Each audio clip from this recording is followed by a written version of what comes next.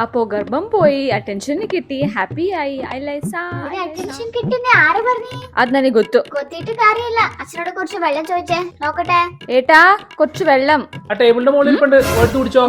ചാ കുറച്ച് വെള്ളം. ദേ വരുന്നു കൂട്ടാ, നടച്ചിപ്പോ. കണ്ടാ? ആഹാ. അറ്റൻഷനും പോയി, ഗർഭം പോയി, പ്ലാനും പൊളഞ്ഞു.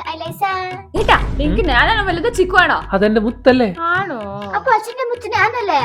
കുടുംബങ്ങളൊക്കെ രാത്രി ആകുമ്പോ മുറ്റി വരുമ്പോ വാ കഞ്ചി തരാന്. അതടഞ്ഞു. കള്ളനച്ഛൻ. പണ്ട് ഒരെണ്ണത്തിന് നോക്കിയാൽ മതിയായിരുന്നു, ഇതിപ്പോ രണ്ടെണ്ണത്തിന് നോക്കേണ്ട അവസ്ഥയാണല്ലോ ചെയ്യുമ്പോ. ഏട്ടാ കിടക്കാൻ വന്നില്ലേ? ആ പിന്നെന്താ. അപ്പൊ അച്ഛനെ എന്നെ കൂടെ അല്ലേ കിടക്കണേ?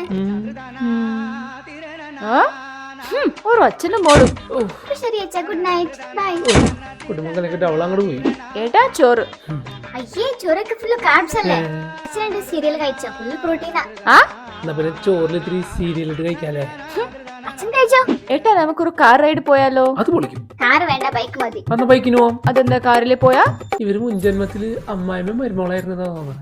കല്യാണത്തിന് ഒളിച്ചോടുന്ന കേട്ടിട്ടുണ്ട്, ബേബി ഷവറിന് ഒളിച്ചോടുന്നവരെ ആദ്യമായിട്ട് കാണാൻ. പാവം അപ്പൂപ്പ എന്ത് വിഷമായി കാണും. ഈ അമ്മയാണ് എല്ലാത്തിന് കാരണം. അമ്മ കേക്കൂലേ? എന്താ ഇപ്പൊ പറഞ്ഞോണ്ടിരുന്നേ?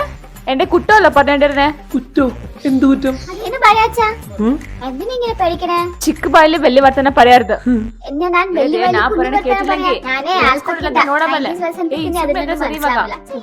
ഇതുങ്ങളുടെ ഇടയിൽ ഞാൻ ഇനി എങ്ങനെ ജീവിക്കുന്നത്? എന്റെ ന്യൂ ഇയർ പോയി. അമ്മ എന്തിനാ പറയണേ?